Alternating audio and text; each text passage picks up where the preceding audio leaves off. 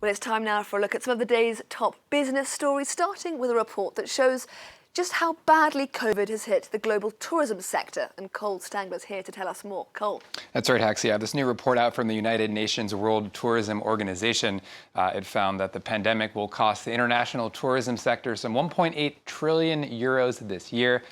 That figure is about the same as it was last year at the start of the outbreak. While tourism did pick up over the summer, international arrivals this year are still 76% below where they were back in 2019. Europe and the Americas are seeing some rebounds, but visits to the Asia-Pacific region still well below pre-COVID levels. You can see here down 95%. Against this very uncertain picture, the head of the UN's tourism body says governments could improve the situation by better coordinating health rules.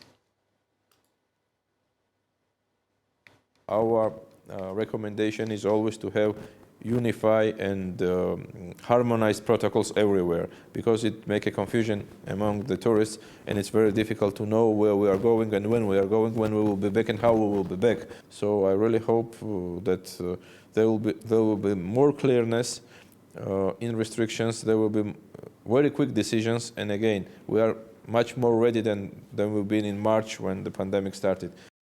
Meanwhile, as anxieties grow over the Omicron variant, markets are posting losses to kick off the week. The Nikkei down around 1.5%, more than 1.5%, as you can see here in Tokyo. Losses across the board, meanwhile, in Asia. Travel stocks in particular are taking a hit. Shares for Japan Airlines and Cathay Pacific both down around 4%. On the other hand, oil prices are seeing a rebound. That's after some very heavy losses that we saw on Friday.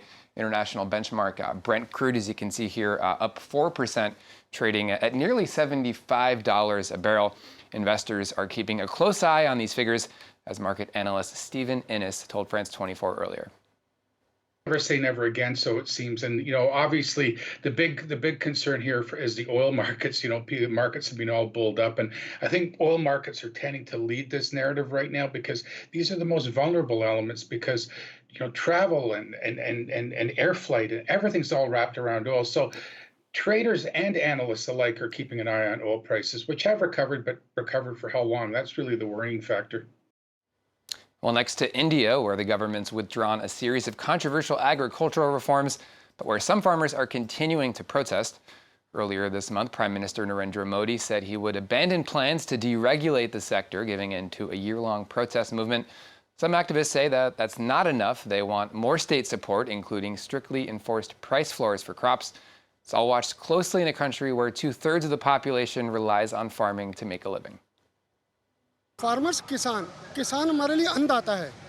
आज हम अपनी माँ को नहीं भूल सकते तो किसान को भूल जाएं. And it's not. हम ये नहीं कर सकते. हम हिंदुस्तान के नागरिक हैं और हिंदुस्तान में धरती को माता कहा जाता है. जो हमारा अनाज हमारे लिए पैदा करते हैं, हम उनको भूल जाएं, ये पॉसिबल नहीं है. तो ये तो हो नहीं सकता कि हम अपने किसान भाइयों को भूल जाएं. तो हम उनको सपोर्ट करेंगे तन मन धन से till the end of my life. And that's it for today's business news, Haxi. Cole Stangler, thank you very much.